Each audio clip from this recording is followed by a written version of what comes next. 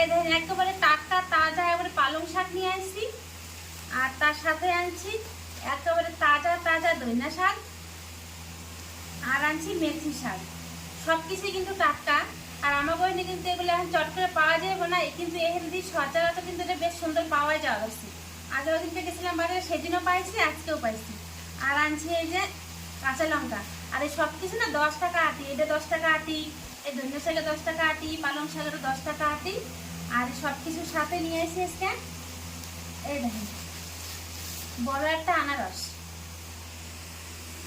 তাই ভাবলাম আমি আনারসটা এখন চাট বানাবো, পুরো ভিডিও দেখতে থাকেন, আসলে আপনার খুবই ভালো লাগবে। আর আনারসের চাট খেতে কিন্তু বিশাল স্বাদ।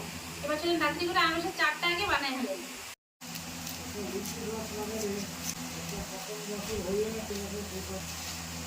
আনারসটা মানে ভালোই আছে।